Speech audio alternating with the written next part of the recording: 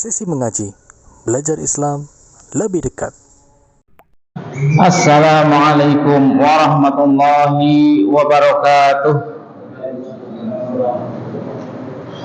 Alhamdulillah, assalatu wassalamu ala rasulillah wa ala alihi wa ashabihi wa man tabi'ahum bi ihsanin ila yaumil qiyamah. Qala Allah Ta'ala ya ayyuhalladzina amanu taqullaha haqqa tuqatihi wa la tamutunna illa wa antum muslimun, amma ba'd. Alhamdulillah, segala puji kepada Allah Subhanahu wa Ta'ala yang telah memberikan kita nikmat yang begitu banyak. Dan nikmat yang paling besar yang Allah berikan kepada kita di malam ini adalah kita bisa hadir, kita bisa berjumpa di tempat yang mulia, di salah satu rumah Allah, dalam rangka beribadah kepada Allah, menunaikan salah satu kewajiban kita sebagai hamba Allah, sebagai seorang muslim, yakni menuntut ilmu. Dan itu adalah salah satu kewajiban, sebagaimana Rasulullah sallallahu alaihi wasallam bersabda, "Talabul ilmi faridatun ala kulli muslim." Menuntut ilmu adalah kewajiban seorang muslim. Maka hendaknya kita memiliki waktu khusus yang tidak bisa diganggu oleh urusan-urusan dunia untuk menuntut ilmu. Sebagaimana kita memiliki kewajiban sholat, ketika sudah datang waktu sholat, semua urusan kita dikesampingkan. Kita kedatangan tamu pun diajak ikut sholat. Tamunya tidak mau sholat, ditinggal berarti. Karena sholat adalah kewajiban. Bukan kita yang ikut tidak sholat. Kita terbiasa sholat di masjid, ada tamu, malah tamu yang narik kita, salah. Harus kita yang mengajak tamu, ayo kita sholat dulu. Kalau dia tidak mau, ya sudah, saya sholat dulu ke masjid. Begitu juga ketika kita menuntut ilmu, karena itu bagian dari kewajiban kita, kesampingkan urusan-urusan dunia yang tidak mendesak. Karena itu bagian dari kewajiban kita sebagai hamba Allah Subhanahu wa Ta'ala, yang di dalam majelis ilmu ada keutamaan yang besar. Bahkan seandainya ada seseorang datang di majelis ilmu hanya duduk-duduk tanpa mendapatkan ilmu pun, dia sudah mendapatkan barokahnya di majelis ilmu. Padahal dia tidak mendapatkan ilmu, hanya ingin duduk bersama kaum muslimin, bermajlis, itu sudah mendapatkan barokah. Apalagi memperhatikan ilmu, mendapatkan ilmu, kemudian mengamalkannya, yang keutamaannya terbesar adalah akan dimudahkan jalannya menuju tempat yang di sana ada kebahagiaan yang hakiki, kebahagiaan yang sebenarnya, bukan kebahagiaan yang terbatas. Kalau di dunia kan ada kebahagiaan semuanya terbatas, ada waktunya. Tapi dengan cara menuntut ilmu, kita akan dibimbing, diarahkan, dimudahkan menuju suatu keadaan, suatu tempat yang di sana terdapat kebahagiaan yang hakiki, yang kekal. yakni surganya Allah Subhanahu wa ta'ala. Jamaah yang semoga dirahmati Allah Subhanahu wa ta'ala. Dan untuk meraih ke sana, ilmu yang harus kita miliki, ilmu yang paling harus kita dahulukan, yang wajib dituntut, dicari yang awal kali sebelum ilmu yang lainnya adalah ilmu akidah. Dan itu harus kita ketahui hal tersebut, harus kita yakini bahwasanya ilmu yang akan kita pelajari hari ini adalah ilmu yang bagian terdepan. Jangan sampai kita mempelajari ilmu dunia bertahun-tahun ya. Mulai dari TK, berapa tahun TK? 2 tahun ya, sama PAUD. Kalau yang TK, SD-nya 6 tahun, SMP-nya 3 tahun, SMA-nya 3 tahun, tidak naiknya ya.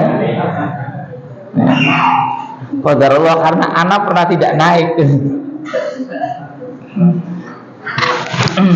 Dapat nilai merah banyak malah seneng, nilainya merahnya banyak sampai 17, ternyata tidak naik.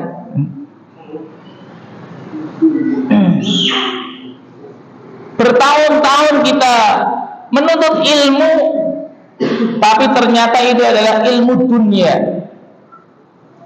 Dunia dinamakan dunia karena rendah. Setinggi-tinggi ilmu dunia, berapa tahun kita menuntut ilmu, tetap ilmu yang rendah. Tapi ilmu yang akan kita pelajari adalah ilmu akhirat, wahyu Allah Subhanahu wa ta'ala, yang akan membimbing kita bahagia dunia dan akhirat, terutama ilmu akidah. Dan yang akan kita sampaikan adalah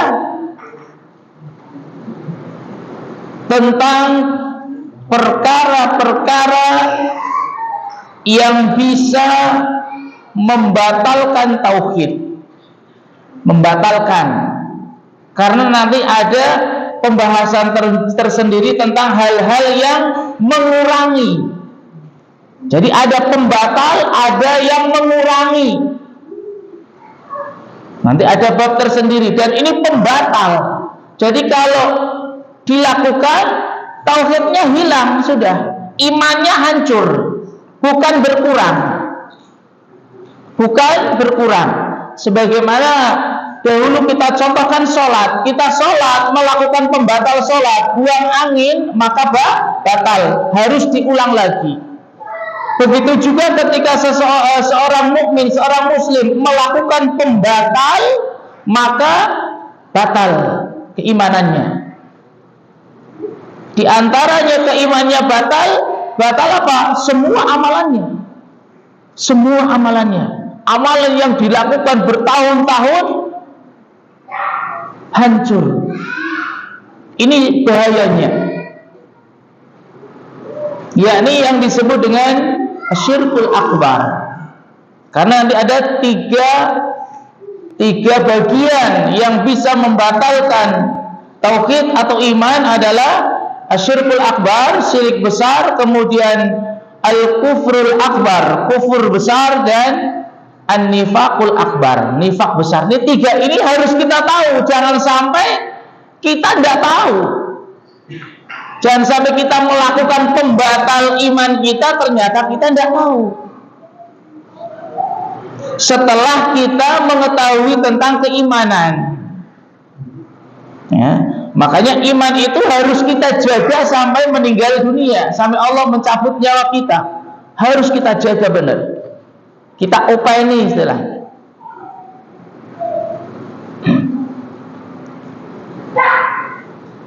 Dan syirik besar, mu'alif ya, rahimahullahu ta'ala, Abdullah bin Abdul Aziz Al-Jibril, semoga Allah merahmatinya, beliau membagi 3 bagian.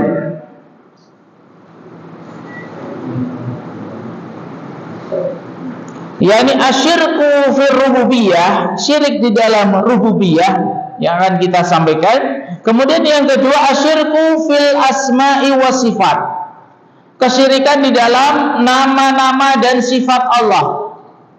Dan yang ketiga asyirku fil uluhiyah, kesyirikan di dalam uluhiyah Allah. Akan kita jelaskan contoh-contohnya, gambarannya supaya jelas, supaya ketika terjadi di sekitar kita, kita sangat yakin, bukan katanya, bukan kira-kira, bukan kayaknya, tapi yakin bahwasanya itu adalah kesyirikan yang harus saya jauhi, yang harus saya tinggalkan, bukan malah keseret. Karena nanti apa yang kita sampaikan, kita akan melihat, ya, tidak sedikit kaum muslimin yang melakukan hal tersebut. Tidak sedikit, sehingga ini juga ujian bagi kita, dan kita harus senantiasa memohon kepada Allah agar bisa istiqomah, agar bisa bersabar di atas ilmu yang hak, yang benar. Kita masuk bagian yang pertama, asyirku fil rububiyah, syirik di dalam rububiyah.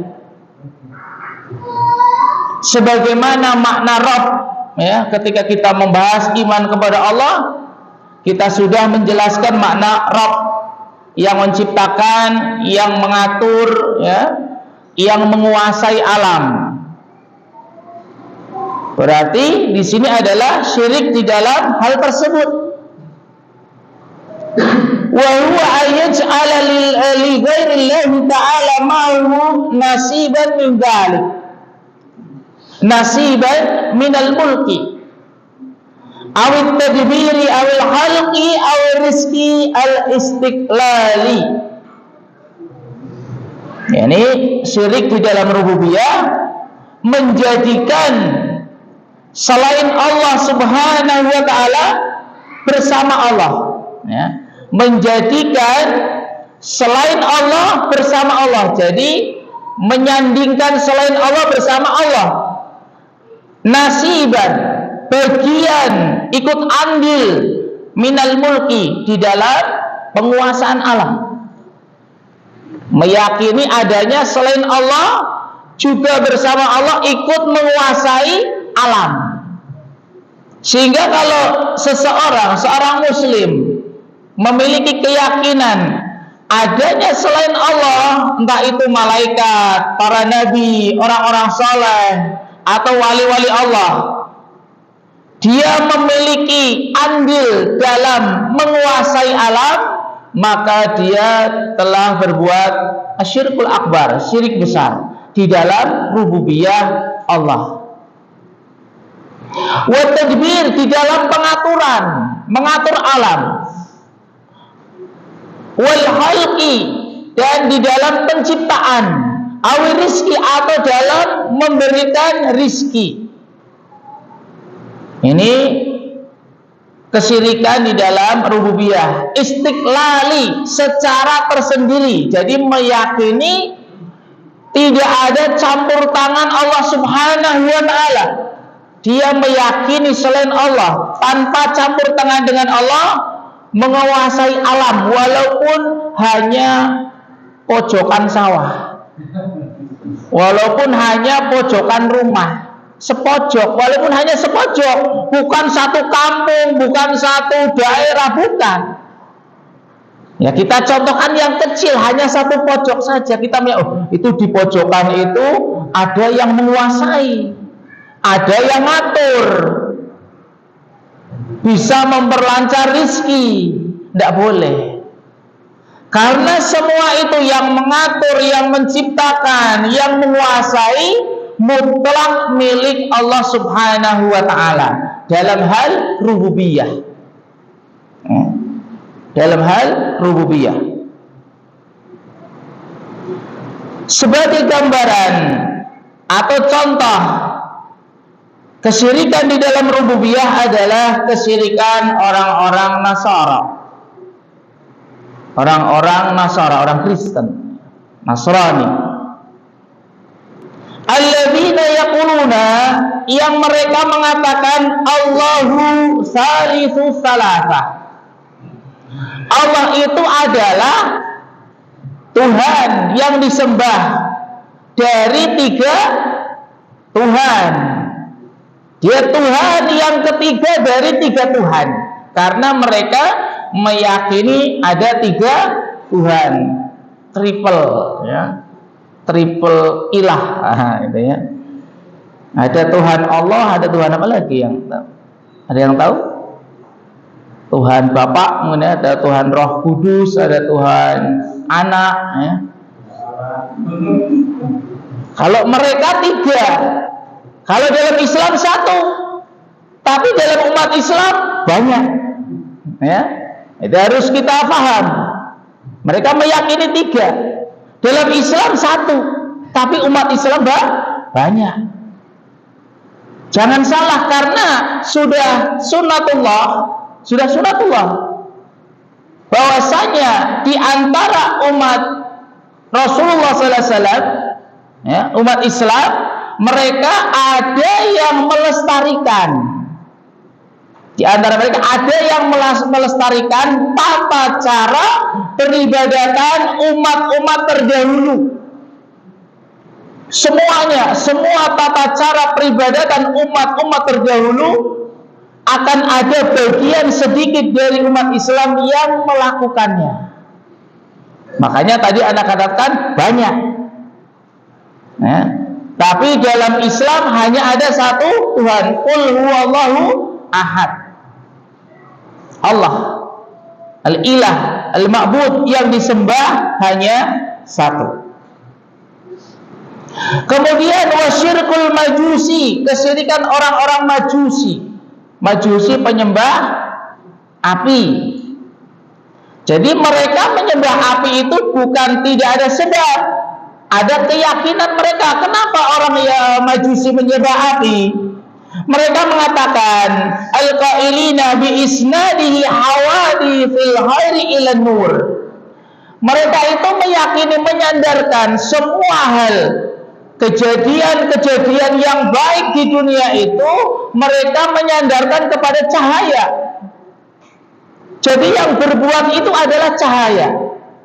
Semua kebaikan yang ada, yang berbuat adalah cahaya menurut mereka. Wa huwa indahum al-ilahul mahmud.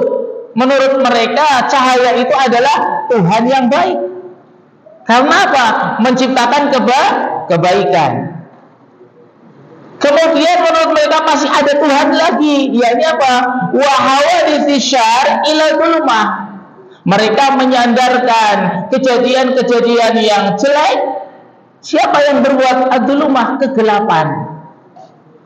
Jadi Tuhan kegelapan ini adalah Tuhan yang tidak baik. Karena apa? Menciptakan kejelekan-kejelekan.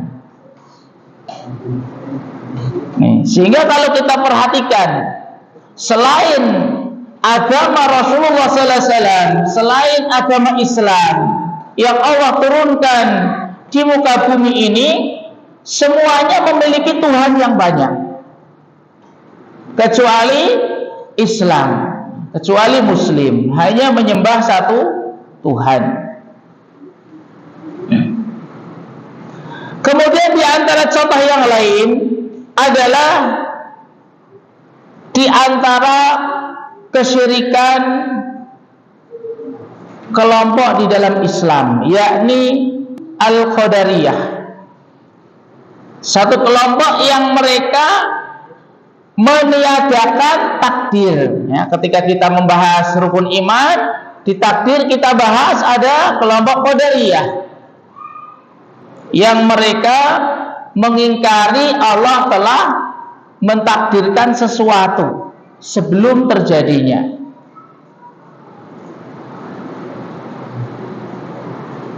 Mereka mengatakan alladzina yas'amuna annal insana yahluqu af'alahu. Di antara bentuk kesyirikan mereka di dalam rububiyah adalah mereka menyangka.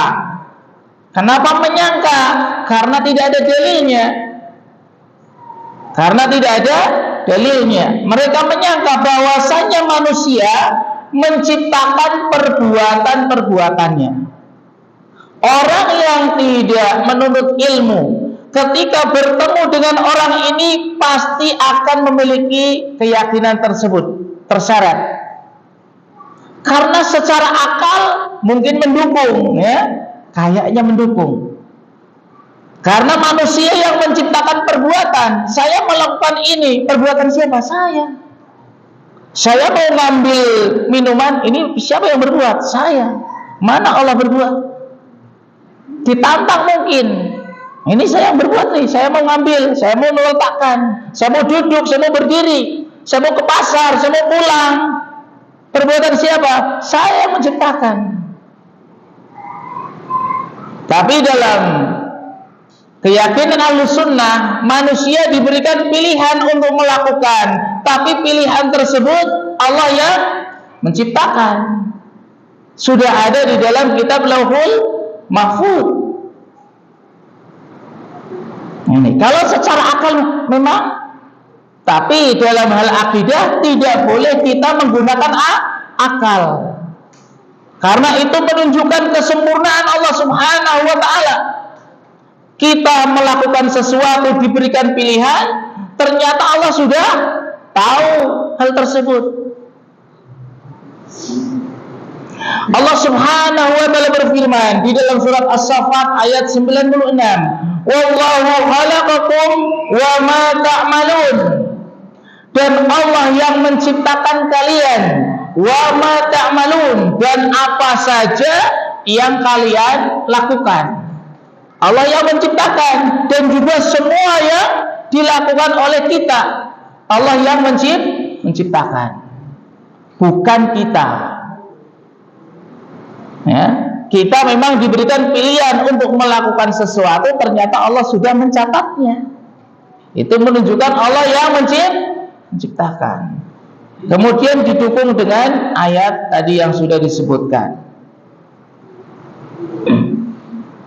Contoh yang selanjutnya adalah syirku katsirin min ghulati sufiyah wa rafidah. Kesyirikan kebanyakan yang dilakukan oleh orang-orang sufi, yang mereka gulu, berlebihan. Ya, orang sufi pun terbagi-bagi. Ada yang mereka ada sufi kitab, ada.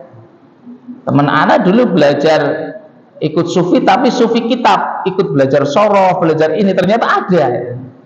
Bukan hanya yang compang-camping di jalanan, bukan hanya itu. Yang mereka gulu berlebihan, warafidah. Rafidah itu adalah Syiah Rafidah. Min ibadil kubur, yang mereka penghamba kubur. Alladzina ya'taqiduna, yang mereka memiliki keyakinan. Di antara keyakinan mereka bisa dicek dalam kitab-kitab mereka.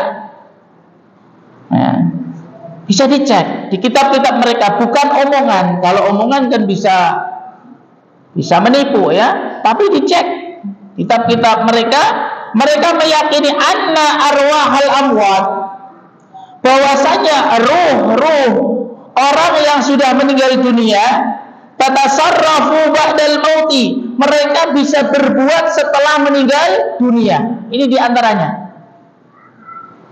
Jadi ruh orang yang sudah meninggal dunia, mereka meyakini masih bisa berbuat,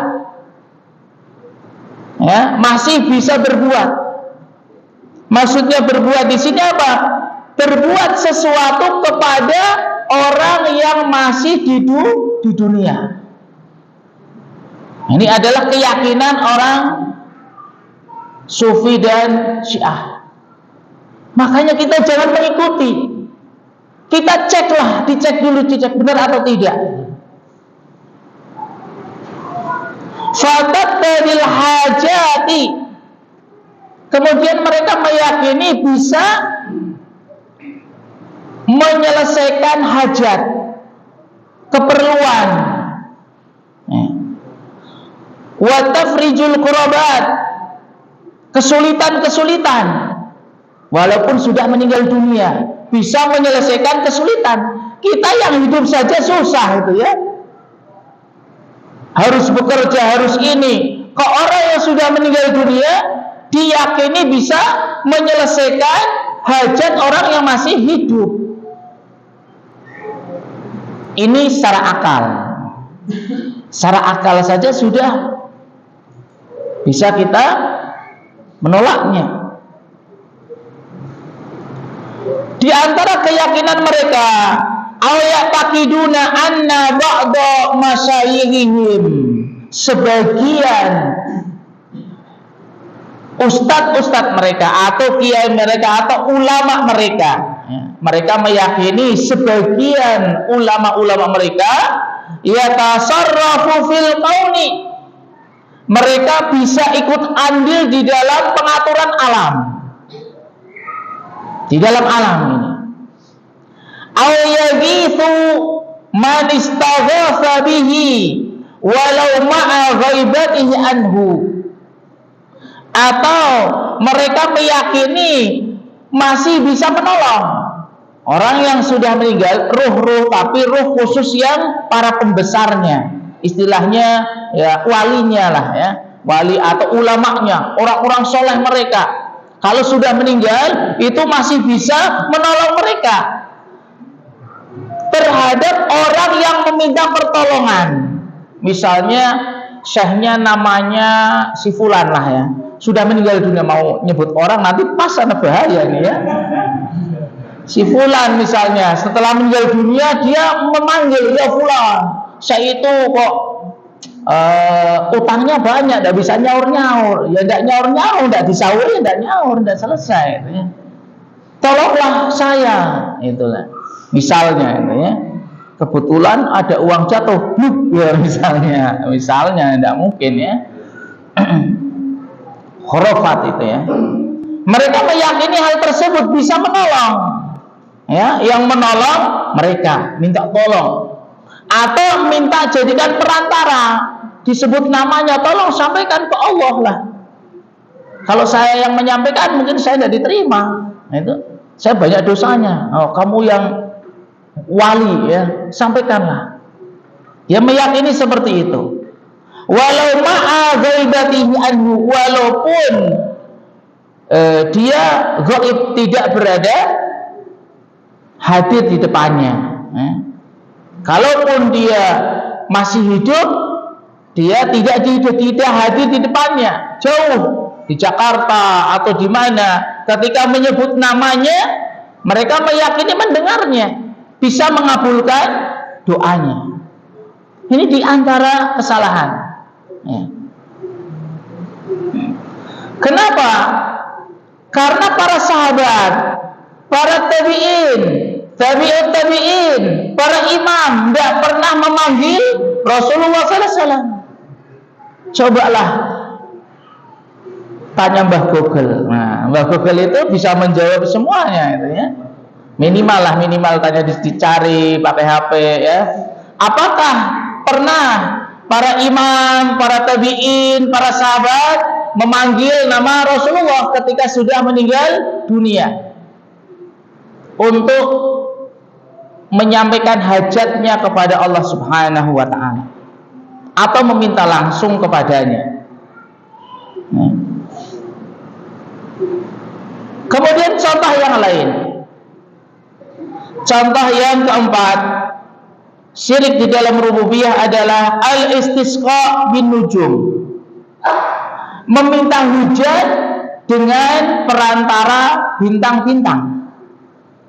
Ya, meminta hujan dengan perantara bintang-bintang. Mungkin di sini belum pernah kita temui ya. Yang kita temui lebih ekstrim lagi, gitu ya. Masya Allah, tahu semua lah, tidak usah di ini ya. Minta hujan dengan boneka ditarik-tarik, ya. Sebelumnya sudah di acara ritual kan. Kalau yang melakukan bukan muslim, mungkin ya kita tidak apa-apa. Tapi kalau yang melakukan orang muslim pas dengan ini meminta hujan, bila apa berarti? Bil beruntung berarti ya. Dengan beruntung, masya Allah. Wa dzalika bi'tiqadin annaha masdarus suqya. Mereka meyakini bahwasanya bintang-bintang tersebut adalah sumber turunnya hujan. Wa annaha allati tanzilul ghaitha. Bahkan mereka meyakini bintang-bintang tersebut yang menurunkan hujan tersebut biduni masyiatillah ta'ala, tanpa kehendak Allah. Jadi macam-macam, ada yang meyakini hanya sebagai perantara, ada yang meyakini bahwasanya bintang tersebut yang menurunkan hujan.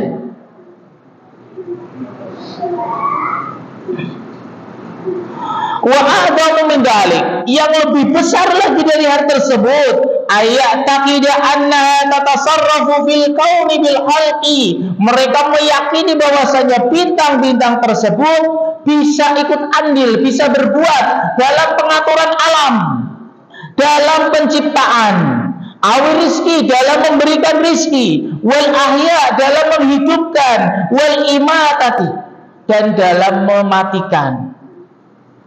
Jadi ada yang meyakininya.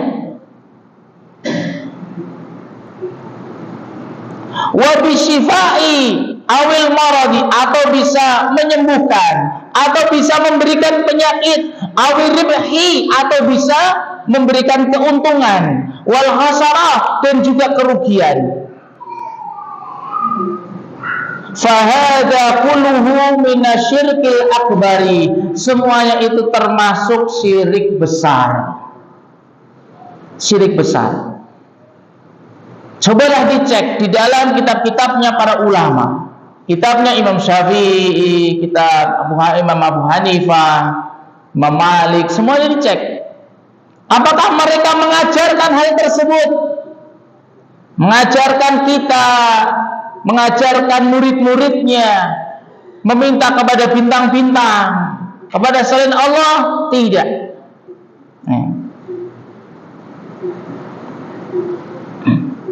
Qala Allah Ta'ala, Allah Subhanahu wa Ta'ala menjelaskan bahwasanya hal tersebut telah terjadi atau memang diyakini oleh sebagian manusia atau di antara manusia. Dalam surat Al-Waqiah ayat 82, Allah Subhanahu wa Ta'ala berfirman, wa taj'aluna rizqakum annakum tukadzibun, yang maknanya adalah taj'aluna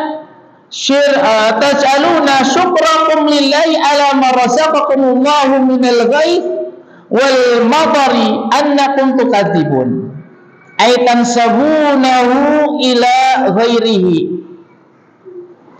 Bahwasanya mereka menjadikan syukur mereka yang harusnya lillah kepada Allah atas rizki yang Allah berikan kepada mereka berupa turun hujan. Karena turun hujan adalah Allah yang memberikan. Harusnya mereka syukurnya kepada Allah, tapi mereka mendustakan. Mereka mengingkari bahwasanya hujan tersebut dari Allah. Mereka meyakini hujan tersebut dari selain Allah. Di antaranya adalah karena bintang, atau bintang yang menurunkan hujan tersebut. Dalam sebuah hadis riwayat Imam Muslim, Rasulullah sallallahu alaihi wasallam bersabda, arba'un, 4 hal, fi ummati, di dalam umatku. Ini yang tadi Ustaz katakan, bahwasanya ada di dalam umat Rasulullah sallallahu alaihi wasallam, di dalam umat Islam, ada orang-orang yang melestarikan peribadatan orang-orang terdahulu, baik dari Nasara, Majusi, ataupun Yahudi, ataupun yang lainnya. dilestarikan, yakni peribadatan yang tidak sesuai syariat. Arba'un min ummati, 4 hal di dalam umatku, kata Rasulullah SAW, min amril jahiliyah, yang termasuk perkara jahiliyah. Dinamakan jahiliyah karena jahil, bodoh, tidak tahu ya. Ada umat jahiliyah, maksudnya mereka dasarnya adalah kebodohan, bukan didasari dengan wahyu, bukan didasari dengan ilmu. La yatrukuhunna, yang tidak akan mereka tinggalkan. Jadi tidak akan ditinggalkan, tetap akan dilakukan. 4 hal tersebut di dalam umat Rasulullah SAW tidak akan hilang ya, tidak akan hilang. Yang pertama adalah al-fahru fil ahsab, bangga terhadap leluhur. Wah, nenek kakek saya darah biru gitu ya, ternyata darahnya merah. Darah biru, bangga. Nah, ketika disuruh ayo kita sholat thalabul ilmi, kan kakek saya ulama, kakek saya kiai, kakek saya sudah rajin, ya kakeknya ya kamu harus ikut rajin gitu ya. Jadi dia yang dibanggakan adalah leluhurnya ya. Bukan dia dijadikan semangat untuk mengikuti kebaikan leluhur tersebut ya. Kemudian yang kedua, wa ta'nu fil ansab, mencela nasab. Nah, ini kebalikannya mencela nasab, ketika datang suatu keburukan, menyalahkan nasabnya. Nah, nasabnya sudah tidak baik, ini dan yang lainnya dicela. Kemudian yang ketiga, wal istisqa'u bin nujum. Istisqa, meminta hujan dengan perantara bintang-bintang. Baik menjadikan bintang tersebut sebagai perantara meminta hujan kepada Allah, atau meminta langsung kepada bintang tersebut ya. Jadi ada berbagai macam keyakinan, menjadikan perantara atau meyakini bintang tersebut yang bisa menurunkan hujan. Kemudian yang keempat adalah an-niyahah, meratapi mayit ya, meratapi mayit. Jadi disebutkan an-niyahah itu adalah meninggikan suara dengan menyebutkan kebaikan-kebaikan orang yang telah meninggal dunia. Disebutkan kebaikan-kebaikannya dengan cara teriak-teriak ya, itu an-niyahah. Atau dengan cara merobek-robek baju, menampar pipi ya, menjambak-jambak rambut ya. Di zaman jahiliyah itu malah mereka itu menyewa orang. Siapa yang guling-gulingnya mantep, nah itu yang laris, disewa. Nah, ada orang meninggal dunia itu disewa. Untuk apa? Untuk menunjukkan kesedihannya. Karena mungkin orang-orang jahiliyah heran ketika melihat ahlu sunnah keluarganya ada meninggal dunia, kok diam saja ya, tidak ada yang guling-guling, tidak ada yang jerit-jerit gitu ya. Itu heran menurut mereka. Dan itu kita saksikan di antara kaum muslimin ada yang seperti itu. Dia tidak ingin menangis tapi dibikin menangis misalnya. Yang mana kita umat muslim ketika ditinggal tertimpa musibah, yang ingat adalah kepada Allah Subhanahu wa taala, innalillahi wa inna ilaihi rajiun. Innalillah, karena itu kepunyaan Allah dan akan kembali kepada Allah. Itu salah satu bentuk kesabaran seorang muslim yang harus diucapkan pertama kali ketika tertimpa musibah ya. Bukan dia harus menunjukkan kesedihannya yang sangat, kemudian menyebut-nyebut orang yang sudah meninggal dunia dan yang lainnya, maka itu bukan kesabaran. Mungkin ini ya yang bisa kita sampaikan. Isanya jam berapa? 2 menit lagi. Nah, 2 menit. 2 menit untuk persiapan wudhu berarti ya. Persiapan wudhu. Karena ini pas ya. Insya Allah kalau mau dilanjut kita masuk ke pembahasan yang kedua, yakni kesyirikan di dalam nama-nama dan sifat Allah. Kita lanjutkan pada Isya bi'idnillahi ta'ala. Allahumma sholli ala Muhammad wa ala alihi wa sahbihi ajma'in. Assalamualaikum warahmatullahi wabarakatuh. Assalamualaikum warahmatullahi wabarakatuh. Alhamdulillah hamdan katsiran thayyiban mubarakan fih kama yuhibbu rabbuna wa yarda. Asyhadu an la ilaha illallah wahdahu la syarikalah wa asyhadu anna Muhammadan abduhu wa rasuluhu la nabiyya ba'dah. Amma ba'd.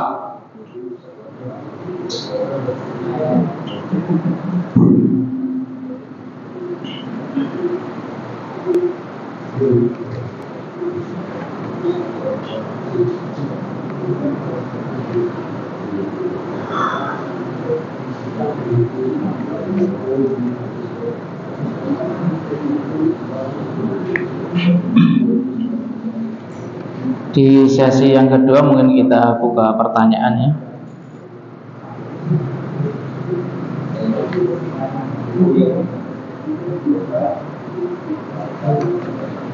Mungkin ada yang mau bertanya atau nambahi.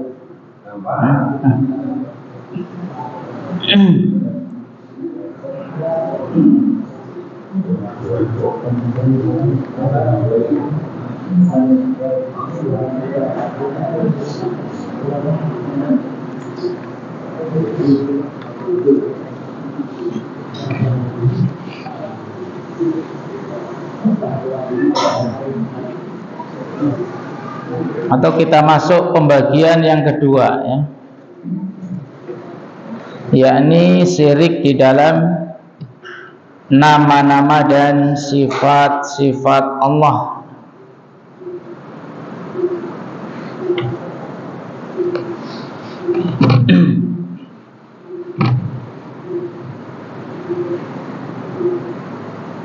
Qala al-mu'allif rahimahullahu ta'ala, yang dimaksud dengan syirik di dalam nama-nama dan sifat-sifat Allah adalah ayyaj'ala lillahi ta'ala mumathilan fi syai'in minal asma'i awis sifati, menjadikan untuk Allah mumathilan, yakni yang semisal atau sepadan atau setara fi syai'in minal asma', di dalam sesuatu dari nama-nama Allah atau sifat-sifat Allah. Jadi menjadikan untuk Allah itu sepadan ya, dari selain Allah dalam nama dan sifat-sifat Allah. Jadi meyakini ada suatu nama yang itu adalah nama bagi Allah. Kemudian dia meyakini ada nama yang lain selain nama dari nama Allah tersebut ya. Dia jadikan nama Allah kepada nama makhluk, atau sifat Allah dia jadikan sifat tersebut ada pada suatu makhluk. Aw yasifu ta'ala bi syai'in min sifati khalqihi, atau mensifati Allah dengan sesuatu dari sifat makhluk. Kebalikannya, kalau tadi mensifati makhluk dengan sifat atau nama Allah, kalau ini mensifati Allah dengan sifatnya makhluk. maka dia telah melakukan kesyirikan dalam nama-nama dan sifat Allah, dan syirik yang besar. Faman samma ghairallah, maka barang siapa menamai selain Allah, bismin min asma'illahi ta'ala, dengan diantara nama-nama Allah, menamai selain Allah dengan namanya Allah, ya. Jadi hati-hati memberi nama, jangan sampai memberi nama bahwasanya nama tersebut adalah nama Allah. Mu'taqidan, disertai keyakinan, ittisafu hadzal makhluk, sifat makhluk tersebut, bima dala alaihi hadzal ismu mimma tasallahu ta'ala bihi, disertai keyakinan bahwasanya makhluk tersebut yang diberi nama dengan nama Allah juga memiliki sifat sesuai dengan namanya, ya. Memberikan nama selain Allah makhluk, nama orang atau nama sesuatu dengan Ar-Rahman, Ar-Rahim, Al-Ghafur misalnya, yang itu adalah diantara nama-nama Allah. Kemudian selain menamai nama Allah untuk selain Allah tersebut, dia juga meyakini ada sifat yang terkandung dalam nama tersebut.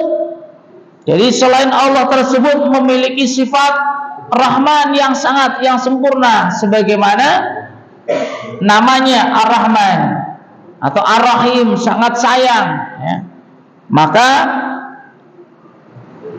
dia telah terjerumus kepada syirik di dalam nama ataupun sifat Allah, dan syirik yang besar, syirkul akbar.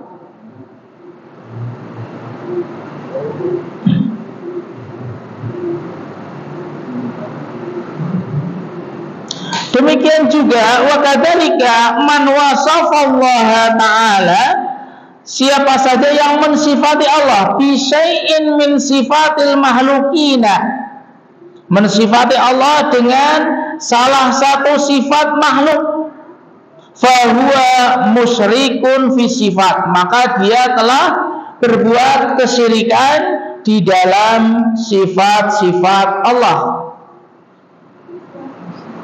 Contohnya, di antara contoh kesyirikan di dalam nama-nama ataupun sifat Allah adalah asyirku bid'wa ilmul ghaib, kesyirikan mengaku mengetahui perkara gaib, ya, mengaku mengetahui perkara gaib, bi'tiqadin, atau hanya keyakinan. Kalau yang pertama ngaku, saya tahu perkara gaib, saya tahu besok hujan atau tidak, saya tahu kamu itu nanti akan bahagia atau tidak. Nah, ini salah satu orang yang mengaku mengetahui perkara gaib. Atau yang kedua, hanya meyakini bi'tiqadin, meyakini anna ghairallahi, bahwasanya selain Allah, ya'lamul ghaiba, adanya selain Allah yang mengetahui perkara gaib.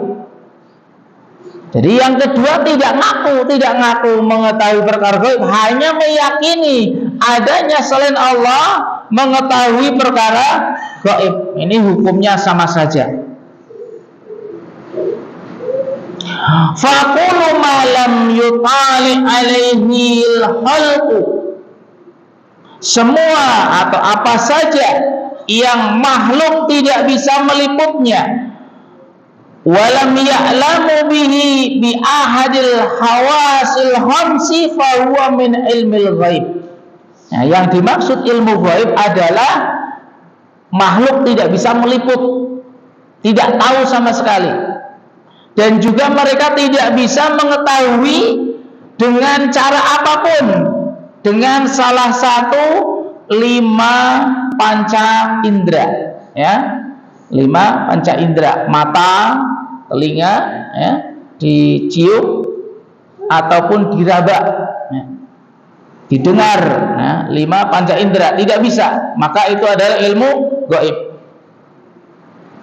Allah Subhanahu wa taala berfirman dalam surat An-Naml ayat 65, "Qul la ya'lamu man fis samawati wal ard al-ghaiba illallah." Perintah kepada Nabi kita Muhammad sallallahu alaihi wasallam untuk memberitahu tentang keyakinan akidah kaum muslimin. Katakanlah, la ya'lamu, tidak mengetahui, man fis samawati wal ard, siapapun yang ada di langit, bahkan para malaikat. Para malaikat yang jumlahnya banyak sekali, ribuan, jutaan, hanya Allah yang mengetahui, tidak mengetahui. Dan juga semua yang ada di bumi.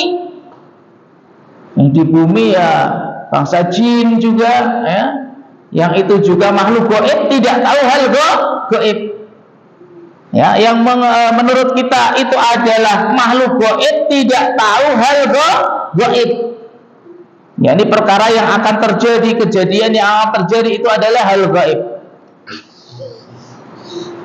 Jadi mereka di langit ataupun di bumi tidak mengetahui al-ghaiba, perkara yang gaib, illallah, dikecualikan hanya satu yang tahu, yakni Allah Subhanahu wa ta'ala. Jadi kalau ada orang mengaku-ngaku hal yang gaib, sebagai seorang muslim harus langsung yakin bahwasanya dia kadzab, dusta. Itu harus tahu, harus yakin, dusta pasti, ngapusi, ya. Dalam surat Yunus ayat 20, Allah Subhanahu wa taala menjelaskan, innamal ghaibu lillah, sesungguhnya ilmu gaib lillah, milik Allah Subhanahu wa taala. Sehingga apa? Tidak ada selain Allah memiliki mengetahui hal gaib.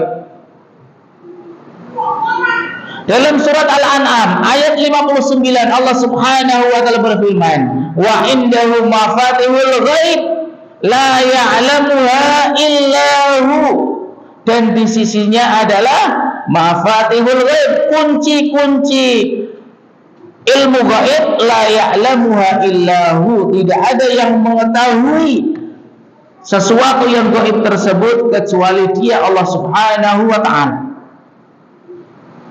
Dalil yang selanjutnya, Allah Subhanahu wa taala menjelaskan tentang Nabi kita Muhammad sallallahu alaihi wasallam tidak tahu hal yang gaib. Ini supaya diketahui oleh kaum muslimin bahwasanya Rasul kita Muhammad sallallahu alaihi wasallam tidak tahu hal yang gaib. Allah Subhanahu wa taala yang memerintahkan, yang menjelaskan. Yakni dalam surat Al-A'raf ayat 188. Allah Subhanahu wa taala berfirman, qul, perintah dari Allah kepada Nabi kita Muhammad sallallahu alaihi wasallam, suruh menjelaskan kepada manusia bahwasanya dia tidak mengetahui perkara yang gaib. Katakanlah, la amliku li nafsi naf'aw wala dharra, katakanlah bahwasanya aku itu tidak bisa memberikan manfaat sedikit pun kepada diriku sendiri ataupun menolak bahaya. Jadi Rasulullah sallallahu alaihi wasallam diperintahkan kepada Allah, diperintahkan oleh Allah untuk menjelaskan kepada kita sekalian bahwasanya dia sendiri tidak tahu hal yang gaib, tidak bisa mendatangkan manfaat ataupun menolak bahaya, illa masya Allah, kecuali yang Allah kehendaki.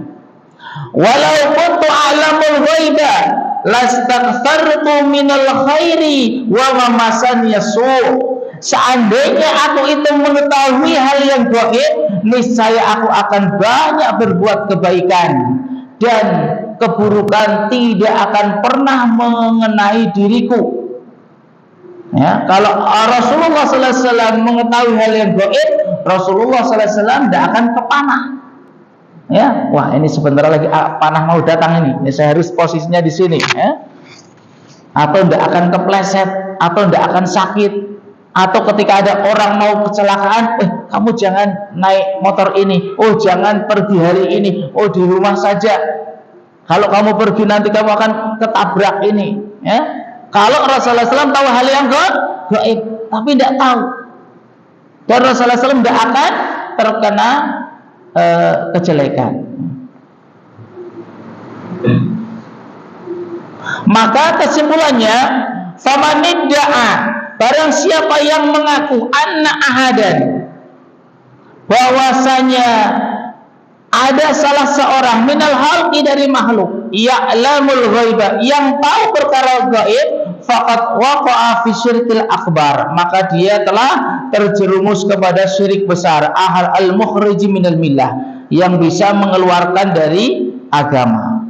Li'anna fi dzalika iddi'a musyarikatillahi ta'ala fi sifatin min sifatihil khasabihi, karena dia telah mengaku, ya, bahwasanya ada sekutu bagi Allah, ada serikat bagi Allah di dalam sifat dari sifat-sifat yang khusus bagi Allah, yakni ilmu gaib, ya, meyakini dalam salah satu sifat. Nah, ini dalam bab sifat, dan contohnya dalam apa saja yang itu termasuk sifat Allah Subhanahu wa ta'ala. Kemudian dia meyakini adanya selain Allah memiliki sifat tersebut, maka dia terjerumus kepada syirik besar di dalam nama-nama dan sifat Allah. Kemudian contoh-contohnya insya Allah akan kita sebutkan di pertemuan yang akan datang biidnillahi ta'ala. Hal min soal, ada pertanyaan? Nah, udah malam, udah pada ngantuk ini. Kita cukupkan ya. Subhanakallahumma bihamdika asyhadu alla ilaha illa anta astaghfiruka wa atubu ilaik. Assalamualaikum.